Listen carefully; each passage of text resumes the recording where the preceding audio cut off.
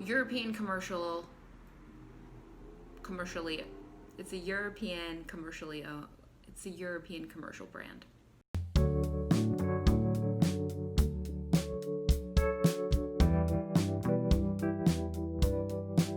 Hi guys, I'm back with another yarn review.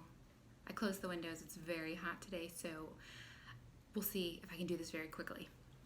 At first, I was not going to review this yarn because I wasn't sure that it was still available, but I looked it up online and apparently it is still something that the company is selling. It's more of a commercial yarn than the last one that I did.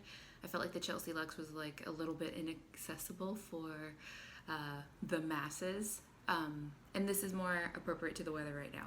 So I am going to review the Schachenmayr. I don't speak German. So this is the Schachenmayr Fashion Soft Linen Mix. The details on it. I had to stop and get a calculator. Okay, the details on this yarn.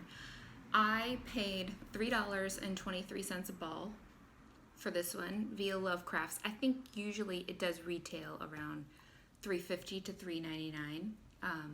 I might have been purchasing it on like a 10% discount, but very affordable for a 50 gram ball, 93 meters or 102 yards per ball.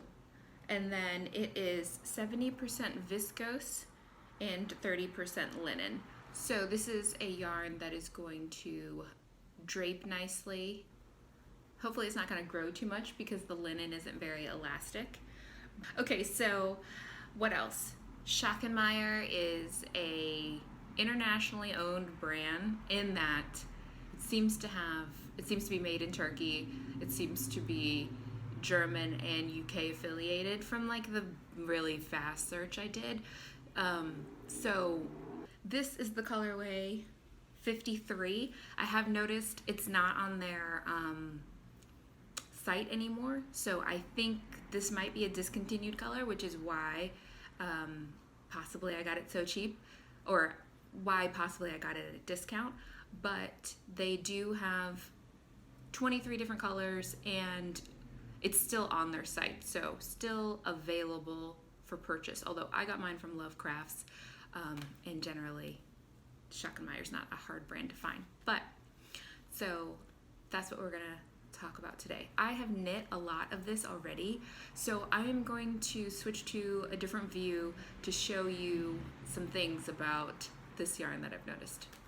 Also, it comes in these little balls, which I like to use like a Chinese finger trap, but that means you don't have to wind anything, so we're gonna skip the beautiful winding situation. Sorry about it. Okay, let's check out the things I've learned about this yarn as we go through. Okay, we're gonna try this. I got a new tripod stand. I haven't figured out how to get this video showing me what you're seeing in a good way. I'm crouching behind the camera trying to I'm crouching underneath the table trying to see what you're seeing. But okay, so this is the yarn. Sorry about my nails. Anyways, this is the yarn. So it has got a lot of, it has got a lot of, typical to linen. It's got all these little pieces of reed. I don't know what it is, but it sticks out. The one thing to note is this is a very splitty yarn. This little twist is gonna split on you so quickly is what I found. So it does have a beautiful drape. It's pretty soft in the hands for something with linen in it, but it's not exactly merino wool soft. It's gonna be a little bit tough for people who do not enjoy linen like Marika. Okay, so that's kind of what the yarn looks like. It's got a sheen to it. I don't know if it's picking up on camera, but you see how it's got that really high gloss. So a bit of a sheen, which is beautiful and nice. And here was my first swatch. Okay, we're gonna talk about it. Let's get in. It's upside down. Here was my first swatch. And what I was going to do, if you saw the last podcast, I was going to do maybe I'll pop the picture in. It's called the Manson Sweater. I thought that since this was a summer yarn, it would be a really nice open weave, light drapey sweater. But then I started to worry about if it was going to hold up, if the construction was going to hold up, you know, if it was going to be structurally sound. Anyways, this is okay, but I feel like this is very messy. Like here, I don't know if you can see it. There's just parts where because it's splitting, I just felt like it wasn't looking super clean. Maybe that's just my own thing, but if you were to say, I feel like if you were to crochet it, it would be something more similar to this, although this is knitted. And if you were to knit something open weave, this is how this yarn performs as far as how it's gonna look. Okay, so I didn't really dig this. I just thought that it looked a little messy. It didn't quite look straight, which may have been like me, you know, of course. So I scrapped this, and instead I'm doing the Cedar Pullover by Locatelli. And here you can see what it looks like knitted in stockinette. And some things to point out. Let's see if you can see them. I'm a pretty consistent knitter, but I still feel like every now and then I'm getting stitches where they just aren't holding the same. You know, it's not always super consistent. So if that's gonna bother you, this yarn is going to be a bit difficult on you, because every now and then it just feels like a loop like won't catch as well as the other ones, and maybe I'm being psychotic because now I can't find one where that's the case, but there it is. Here's the front. And I just feel like every now and then there's like little, and maybe that'll work out in the blocking. I'm gonna continue to knit it. I'm gonna continue to give you some thoughts. I'll put it on, and we'll see where it goes.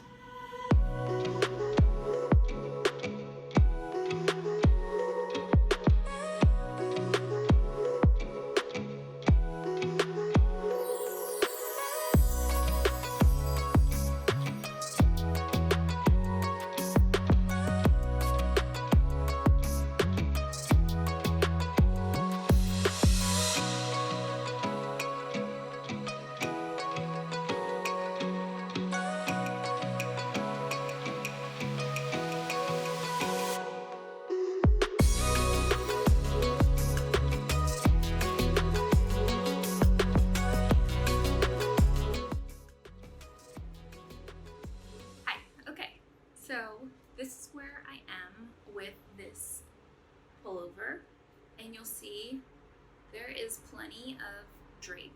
Oh, fan. This is a DK weight yarn. I don't think I mentioned it before. It's a DK weight yarn, and I am knitting it on a 5, which is the recommended needle size for this pattern. I didn't swatch, so luckily it's turning out. I'm thinking of gifting this to my mom. She is 5 feet tall, so this is where it's at currently. I'm 5'4". Unfortunately, I only have one ball, a little bit of another ball, and then this was one ball as well, and I'm gonna have to rip it out and reuse it. So this was the sample I just showed you guys of what it looked like when I was trying to do something a little bit more open. This one was knit on a 9, US size 9. So, is that the front? No, that's the back. So this was on a 9, and you know, it's very netting-like. This is what it knit up on a 5. And this is stockinette, that one's not. So, you know, take that into account. But it's very cool. It is like 87 degrees here in LA right now, and I'm fine in this currently. The twisted rib at the top is probably the warmest part of it, but I'm gonna have to use as much of that as possible to get it as long as possible, and then it's kind of like I'll see if it's worth sending to my mom or if I'm gonna have to keep it, because she doesn't really like things that are too short, so it's gonna be a bit of a struggle. I think I'm gonna save one whole ball for the same twisted rib on the bottom. I'm not gonna do the lace work that's in this pattern. As I said before, this yarn splits a whole bunch. It's not the fastest to knit because of the splitting, but knowing that it's a linen blend with viscose, like that should already trigger in your mind that it's gonna be kind of a splitted yarn, because those fibers don't bind together really well. They're not gonna meld to make one, and it's not a chainette, it's twist. So if it were a chainette, maybe it would be like they had woven it together and it's not as splitty. I'm interested to see how this is gonna block out, because like I said before, that I didn't swatch. The only thing I wanted to note is I've got this on, I think it's a 50-inch cord, but that's really key to making sure your stuff is working, fitting, and if you're like me, you're always coming up short, how short you can you can make it. But putting these little guys on the end of the needles is very key with this yarn, because it slips off the needles super fast. I will say it doesn't slip, you don't lose a whole bunch of stitches. It doesn't, but it just slips off the needles real fast, and you've got a little bit of time to pick them up without dropping them, but it just goes everywhere. But it's a little sticky to itself, you know what I mean? Like it doesn't give up the stitches. Like, for example, I haven't been too careful with this thing, and you can see it's starting to drop the stitches there up at the top edge, but some of them are still holding on. So it surprisingly isn't the worst about dropping stitches, but they slide off the needle. They slide off the needle very easily. Okay, that's pretty much it. I'm gonna finish this up, and then we'll talk about any last observations, but that's where we are.